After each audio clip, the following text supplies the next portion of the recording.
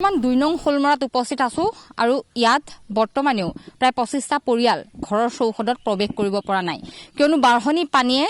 ঘৰৰ ভিতৰত সম্পূৰ্ণভাৱে ক্ষতিগ্ৰস্ত হৈছিল ফলত ৰাজপথে আশ্ৰয় ল'ব লগা হৈছিল আৰু এখন বাহন দেখুৱাইছো এই বাহনখনতে প্ৰায় ৬টা পৰিয়ালে 10 দিন ধৰি ইয়াৰ ওপৰতে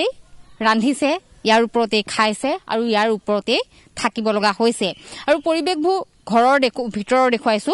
কেৱল এটা নহয় প্ৰায় ২৫টা মান বাসগৃহ ২ নং হোলমৰাৰ এনেধৰণে বৰ্তমানেও পানী ঘৰৰ ভিতৰত আছে আৰু ঘৰৰ ভিতৰত প্ৰায় কিছু পৰিমাণে পানী ওলাইছে যদিও পলস আৰু বোকায়ে ঘৰৰ ভিতৰত প্ৰৱেশ কৰিব নোৱাৰা এক অৱস্থা আৰু ভোগদৈৰ বাঢ়নী পানীয়ে সম্পূৰ্ণৰূপে সকলো তছনছ কৰিছে ঘৰৰ ভিতৰৰ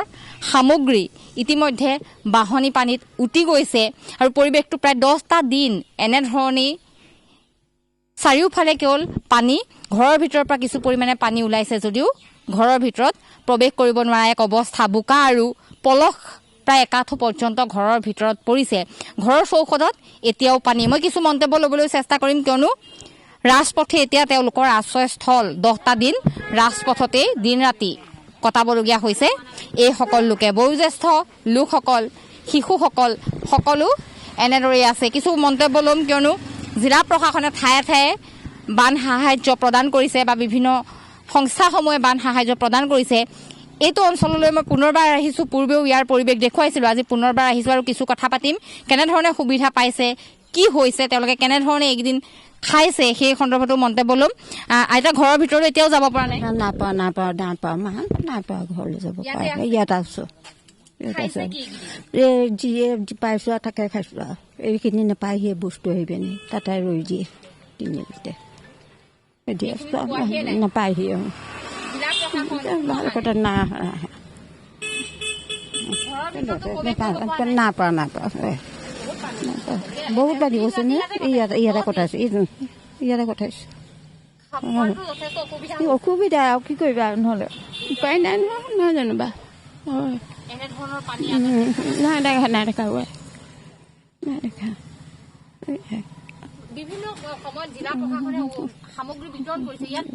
নাই পোৱাহি তেনেকে সেইখিনি আজি খালো কিবা তেনে পানী পানী পানী ঘৰৰ ভিতৰত এতিয়াও সোমাব পৰা নাইকিয়া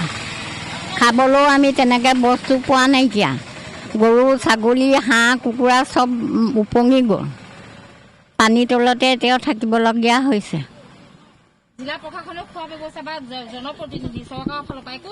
অহা নাইকিয়া এতিয়া একো অহা নাইকিয়া 10 দিনে একো অহা নাইকিয়া অসুবিধা হৈছে এনেদৰে ইয়াত থাকিব লগা হৈছে খোৱা বোৱাৰ ক্ষেত্ৰত খোৱা মানে মোৰ বিৰাট কষ্ট হৈছে আৰু একদম মানে ক'বলৈ বাকী নাই আৰু এইখনৰ তলতে সোমাইছো ওলাইছো মেলিছো আৰু মানে মানে মানুহে দুখ কৰিছে মোৰ এতিয়া মানুহটোলৈ দুখ লাগে দুইটাই ইয়াতে পৰি থাকোঁ ৰাতি দিন 24 ঘণ্টা এইখিতে জিৰণি লৈ থাকোঁ আৰু এই অৱস্থাই নাই আৰু এতিয়া গৈছিলোঁ পাৰিম নেকি চেষ্টা কৰি নোৱাৰি একদম আঁঠু হৈ আছে পলস পৰি একদম বোকা আৰু কি কয় ডাঙৰ ডাঙৰ গাঁত হৈ গৈছে ভিতৰত মানে কোনো সুবিধাই নাই ভিতৰত থাকিবলৈ ঘৰত মালিক আৰু মই দুজনে সকলো উটুৱাই লৈ গৈছে আৰু এটা মানে তালৈ কি খাইছে খাবলৈনো কি আৰু বিস্কুট এটা খাইছোঁ আৰু এনেকৈ আৰু ৰাস্তাতে দুয়োৱে কটাইছোঁ আৰু জীৱনটো জিলা প্ৰশাসনে বিভিন্ন সামগ্ৰী দিছে বানাক্ৰান্ত আপোনালোকে একো পোৱা নাই নাই আধা বাটতে এইবোৰ ৰখাই থয় বুলি কয় আৰু গ'লেও ক'ব আমি ৰাখি থলোঁ নাই এইফালে চাওঁ গাড়ীত নাহে বস্তু একো নাপায়হি 2 নং হোলমৰাৰ প্ৰায় 25টা পৰিয়ালে পোৱা নাই 25টা পৰিয়াল একো পোৱা নাই ঠাণ্ডা পানী টুপিয়ে খাম আৰু লগাইছে তাকে ঠাণ্ডা পানী খাইছোঁ আৰু এয়া ৰাতি হ'লে এখন তম্বু তৰিম আৰু মুঠতে দুয়োৱা কটাওঁ আৰু জীৱন উপায় নাই নহয় কি কৰিব এতিয়া কাকনো কম কিনো কম কোনে বুজিব কোনো নুবুজে এই দেখি এনেকৈ পৰি আছোঁ আৰু দুয়ো ৰাতি দিন 24 ঘণ্টা চবেই দেখিছে নেদেখাকৈ আছে নেকি কোনোবাই দেখি গৈছে ইমান কষ্টত আছোঁ নাই টিপাল এখন নাই বোলে আঁঠুৱা এটা দিলেও আমি অকণমান আনন্দ পাওঁ মনত সেয়াও নাই আঁঠুৱা এটাও নাই আঁঠুৱা দিলেও কয় বোলে তহঁতৰ নাম নাহিলে নাপাওঁ ইমান ডুবি আছোঁ কেনেকৈ আঁঠুৱা এটা নহয় গাঁও প্ৰধান আছে নাই গাঁও প্ৰধান জানো আছেনে নাই মই এতিয়ালৈকে মই একো বিচাৰে দেখাই নাই মই কোনো বা যে ইমান পানীত ডুবি আছ মহে দাহে কিবা নাই নাহা গাঁওবুঢ়াত নাহা ৰিটায়াৰ হ'ল বুলি কৈছে অহাই নাই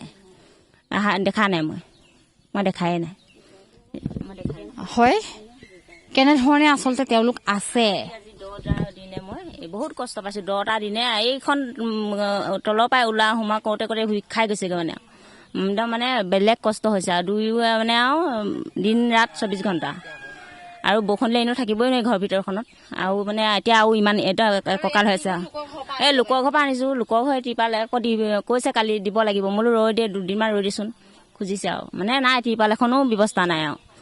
বা আঁঠুৱা এটাও ব্যৱস্থা নাই আৰু মানে তেনেকুৱা অৱস্থা হৈছে আমাৰ হাঁহ নচোৱা হৈ গৈছে আৰু কি হ'ব ক'ব নোৱাৰো একদম পৃথিৱীখনত আৰু দেই হাজিৰা কৰিবলৈও মানুহজন এতিয়া ওলাই গ'লে পাব এতিয়া নগ'লে ক'ত খাবলৈ পাম তেনেকৈ থাকিব লাগিব এইবোৰ আৰু সেইবোৰ বাদেই দিলোঁ আৰু এৰি দিলোঁ আৰু মই আৰু উটি গ'ল আৰু সেইবোৰ আৰু ক'ত গ'ল কি ঠিক ক'ত ওলালেগৈ ঠিক নাই আৰু সেইবোৰ চব উটিয়ে গ'ল সেইবোৰ সামৰিবলৈ নহ'লে আৰু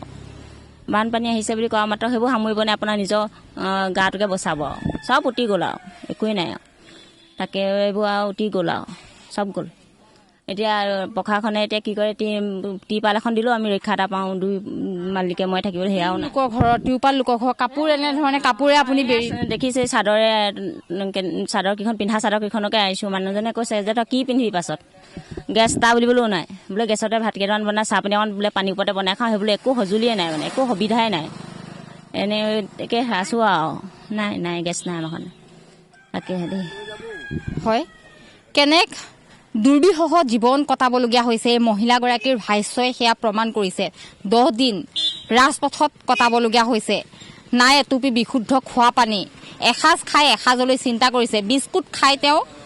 থাকিব লগা হৈছে বুলি কৈছে জিলা প্ৰশাসনে বিভিন্ন প্ৰান্তত দিছে তেতিয়াহ'লে এইসকল লোকে কিয় পোৱা নাই তাকো আমাৰ জিলা প্ৰশাসনলৈ প্ৰশ্ন থাকিব দৈনিক দিন হাজিৰা কৰি পৰিয়াল পোহপাল দিয়া লোকসকলে যদি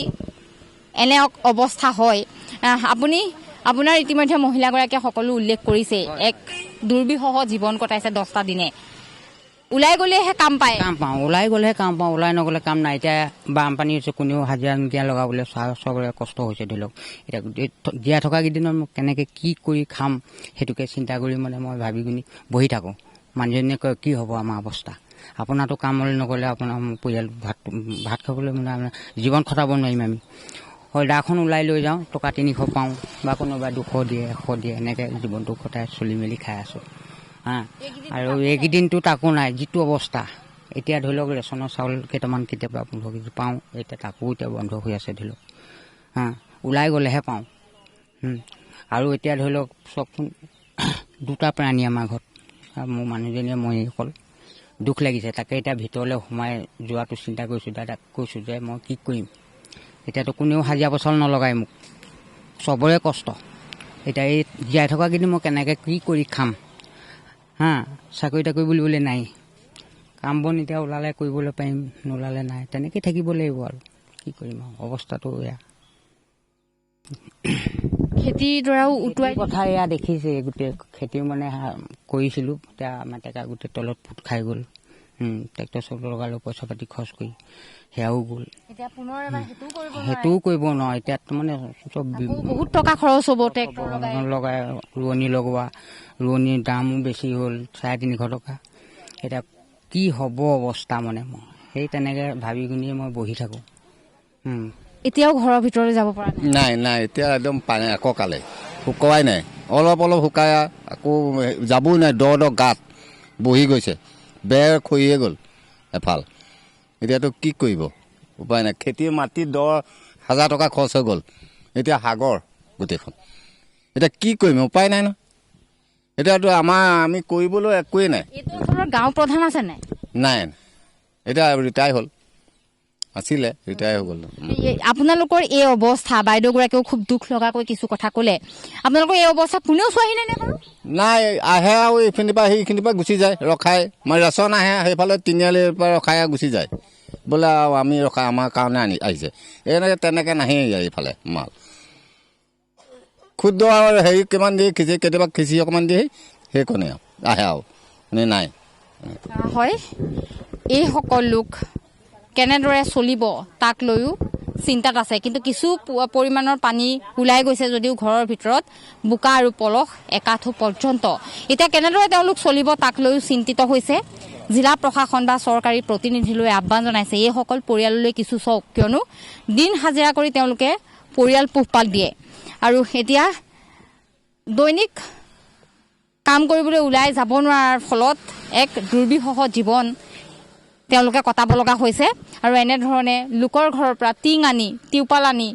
ঘৰৰ যিকেইখন তেওঁ নিজেই পৰিধান কৰে চাদৰ, সেই চাদৰ দি আৰ বেৰ দি যেনে তেওঁলোক ইয়াতেই 10 দিন কটাইছে। জিলা প্ৰশাসনলৈ আহ্বান, চৰকাৰলৈ আহ্বান, এইসকল লোকক কিছু সহায় কৰি তেওঁলোকক পৰিয়াল পোহপাল দিয়াত সহায় কৰক।